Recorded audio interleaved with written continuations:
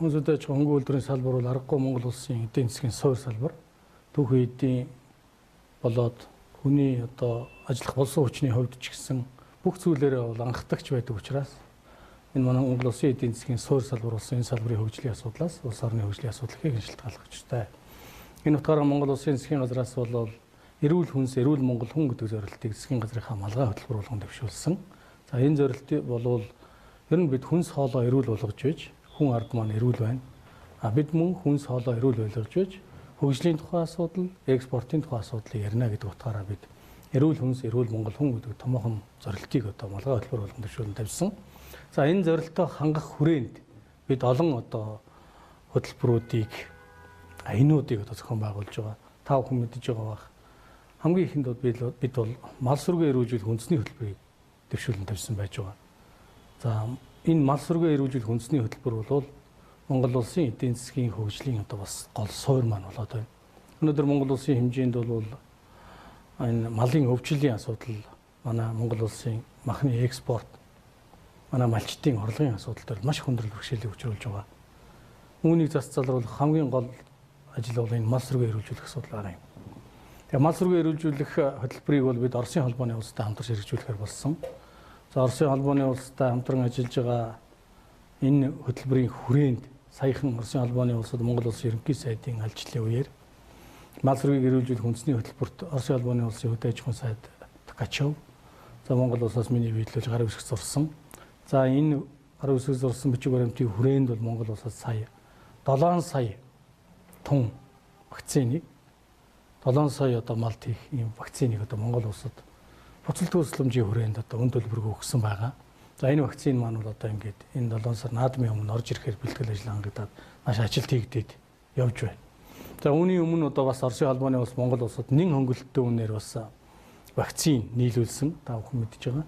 5.4 тэрбум төгрөгөөр авах байсан вакциныг 1.2 тэрбум төгрөгөөр нэн хөнгөлөлттэй үнээр Монгол улсад нийлүүлсэн. За үүний гарч байгаа хэмнэлт нь бол 4 тэрбум төгрөг юм.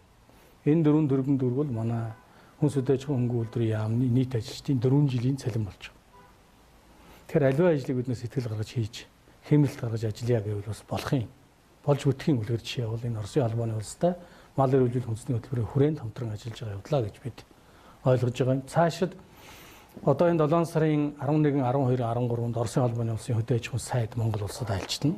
За энэ альчлалын хүрээнд бид мал эрүүлжүүлэх үндэсний хөтөлбөрөөр бид хэрхэн яаж хийх юм? Манай мэрэгчлэнүүд яаж хамтарч ажиллах юм? За ямар төлөвлөгөө, ямар стратеги төлөвлөгөө босруулж ажиллах юм бэ гэдгээ бид нар яг ажил хэргийн уулзалтыг шийднэ. Зөвхөн мал аж ахуйн салбар гэлгүй газар тариалангийн салбарт Оросын холбооны улс саяхан 10 сая долларын трактор тоног хөрөнгө компанийг 10 жилийн хугацаатай жилийн 2% хүүтэй зээлээр Монгол улсад өгч байгаа юм. За энэ чиглэлээр бол бид Атрын 3 дугаар аяныг сэргээж хөгжүүлнэ гэж Монгол улсын засгийн газрын тогтоол гарсан. За энэ аяны хүрээнд бол бид ямар ч бас эхний ээлжинд энэ газар тариалан хүнсийн ногоо эрхлэгчид, жимсгний үйлдвэрлэл эрхлэгчидтэй нэг удаа техник тоног хөрөмжөөр нь иж бүрэн хангая гэж байна. 2011 оноос хойш одоо бас манай газар тариалангийн салбарт техникийн иж бүрэн шинжилгээ хийж чадаагүй. Нилээд одоо техник эвдрэлийн хэмтэл гарсан бас цаг хугацаа 6-7 жил боллоо. Тэр хөтөлбөрт бас хамрагдаж чадаагүй тариаланчид байна. Түүнээс хойш шинээр одоо бас тариалан эрхлэхээр шийдсэн байгууллага иргэд компаниуд байна. Тэгэхээр энэ бүхнийхээ одоо энэ трактор, комбайн, хөдөө аж ахуйн техник тоног хөрөмжүүд энэ бүхнийг одоо иж бүрнээр нь бас нэг сайхан шинжилж өгье гэж засгийн газар шийдвэрлсэн. Энэ хүрээнд бол Оросын холбооны улсад санал тавьж манай Оросын холбооны улсын хөдөө аж ахуйн яамныхан сайхан дэмжиж энэ тоног хөрөмж ингэ зээлээр болох болсон. Энэ одоо бас наадмын өмнө орж ирэх гэж за 3 компаниас бол зарим трактор компаниуд бол ажилт хийгдсэн явж байгаа юм. Газар тариалангийн салбарт энэ Атрын 3 дугаар аяныг сэргээж хөгжүүлэхийн хүрээнд бол бид энэ тариалан эрхлэгчдтэй урд өмнө үзүүлжсэн бүх дэмжлэг үзүүлнэ, хэвээр нь үзүүлнэ. Дээр нь хүнсийн ногоо эрхлэгчд, төмс хүнсний ногоо тариалагчдаа бид энэ аяны хүрээнд нэлээд их онцгой анхаарна. Жимсгний үйлдвэрлэл эрхлэгчтэй. Эднэргээ бол энэ Улаанбуудаа үрдрээ тариалан эрхлэгчдтэй яг адилхан хэмжээнд урамшууллын, хөнгөлтийн, за дээр нь техник тоног хөрөмжийн, үрийн, хор гербицидийн, бензин шатхууны гээд бүх төрлийн дэмжлэгийг төрөөс үзүүлнэ. За тоног хөрөмжийн шинжилгээ ажилд бол бид бас орно гэж ингэж ойлгож байгаа. Тэгээ газар тариалангийн салбарт бол бид энэ үрийн аж ахуйг бас бэхжүүлэх чиглэлээр Оросын холбооны улс хятад улсын хөдөө аж ахуйн яамтай хамтран ажиллаж байна. Энэ чиглэлдээ бол бид бас бодиттой арга хэмжээ авах гэж байна. Хар хоринд одоо бас Монгол улсын үрийн аж ахуй байгуулах чиглэлээр манай тариалан эрхлэлт дэмжигсэн газар тариалангийн бодлогын хэрэгслийг зохицуулах газар хамтраад ажиллаж байна. Энэ бүхний үр дүн бол ингэж тодорхой гарах хэрэгтэй гэж ингэж бид үзэж байгаа юм.